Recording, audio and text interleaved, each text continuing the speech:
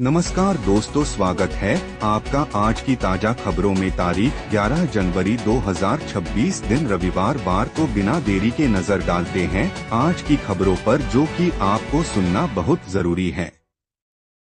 Iran में सरकार विरोधी प्रदर्शन जारी। ईरान में बड़े पैमाने पर विरोध प्रदर्शन जारी हैं, जहां सुरक्षा बलों की कार्रवाई में कम से कम 70 लोगों की मौत हुई है। पिछले 3 दिनों में सैकड़ों घायल हुए हैं और अस्पताल घायलों से भरे पड़े हैं। पूर्व शाह के बेटे रजा पहलवी ने वतन लौटने की तैयारी की घोषणा की है। प्रदर्शनकारियों ने सरकार के खिलाफ नारे लगाए और कई शहरों में हिंसा भड़क उठी है। अंतर्राष्ट्रीय समुदाय ने चिंता जताई है। ट्रंप की वेनेजुएला कार्रवाई पर सवाल।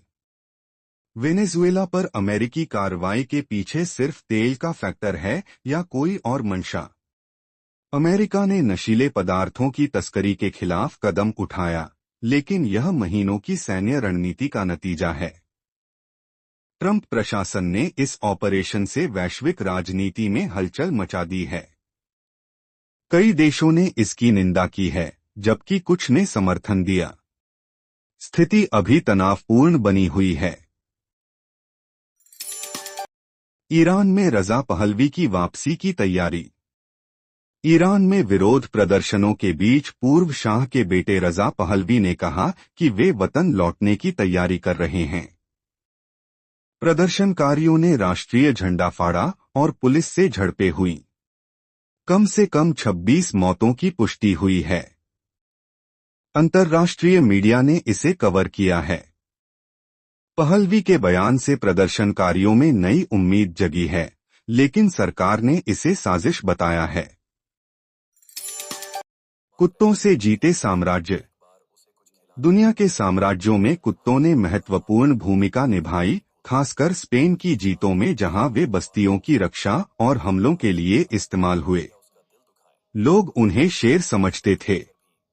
कई साम्राज्यों की विजय में सैनिकों के साथ कुत्तों ने मदद की। स्पेन में मूल निवासियों पर हमले और रक्षा में उनका उल्लेखनीय योगदान रहा। इतिहासकारों ने इसे दस्तावेजों में दर्ज किया है। झारखंड में हाथी हमलों से 22 मौतें। झारखंड में एक हाथी ने 9 दिनों में 22 लोगों की जान ली। रेस्क्यू ऑपरेशन शुरू, हाथी को जंगल वापस भेजने की योजना। अधिकारियों के अनुसार प्राथमिकता हाथी को पकड़ना है। बंगाल और ओडिशा की टीमों से सहायता ली जा रही है।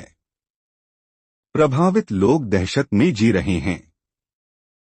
वन विभाग ने चेतावनी जारी की है और गांवों में सतर्कता बढ़ाई गई है।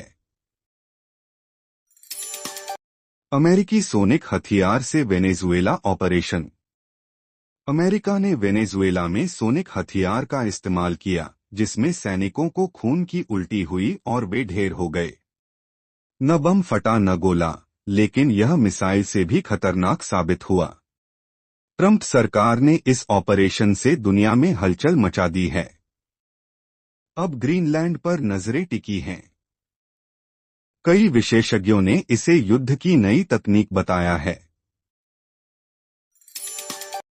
छपरा के किसान ने विकसित किया प्याज का नया बीज। छपरा के किसान उमेश प्रसाद ने 150 से 200 ग्राम के प्याज की गौरांग नासिक वैरायटी का बीज तैयार किया है। यह किस्म फसल की पैदावार बढ़ाने में मददगार साबित हो रही है। कृषि क्षेत्र में यह एक महत्वपूर्ण उपलब्धि है, जो किसानों को आर्थिक लाभ पहुंचा रही है। कृषि विशेषज्ञों ने इसे सराहा है और अन्य किसानों को अपनाने की सलाह दी है। 3 राज्यों में बारिश, दिल्ली में पारा 3 डिग्री। आईएमडी की रिपोर्ट के अनुसार 3 राज्यों में भारी बारिश हुई है। दिल्ली में पारा 3 डिग्री तक गिरा, सर्दी का सितम जारी है। ठंड और कोहरे के कारण लोगों को परेशानी हो रही है। आईएमडी ने सर्दी और बर्फबारी की चेतावनी जारी की है। यातायात प्रभावित हुआ है और स्कूलों में छुट्टियां घोषित की गई हैं। -400 का चौथा स्क्वाड्रन मई 2026 में डिलीवरी। रूस S-400 के चौथे स्क्वाड्रन की डिलीवरी मई 2026 में करेगा। यह चीन या पाकिस्तान बॉर्डर पर तैनात हो सकता है। यह भारत की रक्षा क्षमता को मजबूत करेगा, खासकर ऑपरेशन सिंदूर के तहत।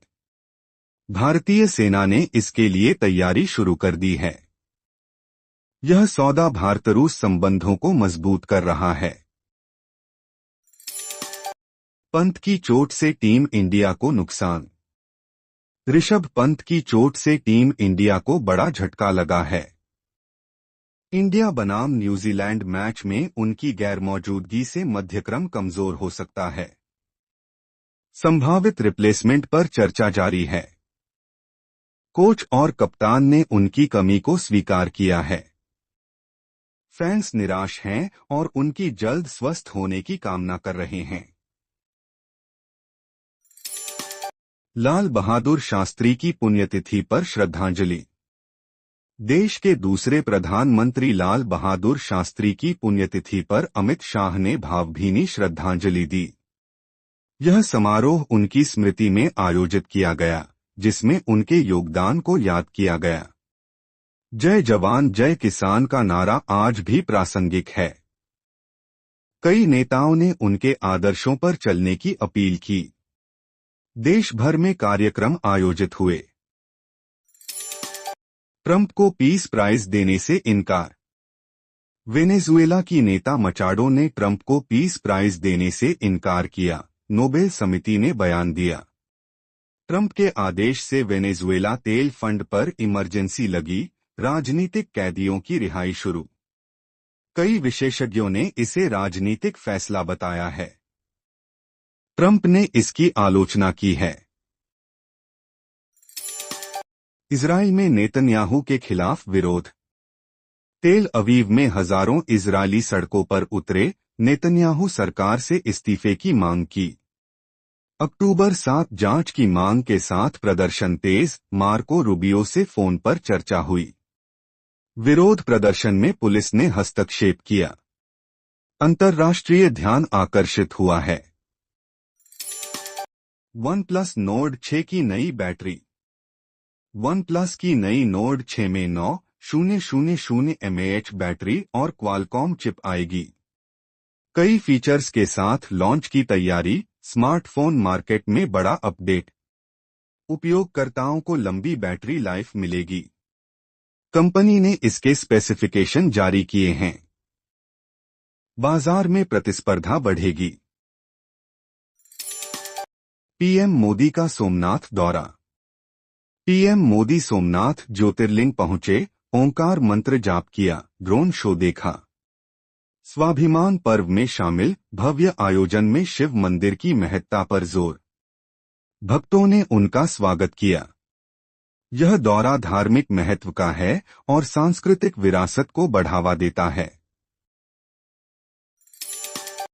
बांग्लादेश और पाकिस्तान में हिंदुओं पर हमले।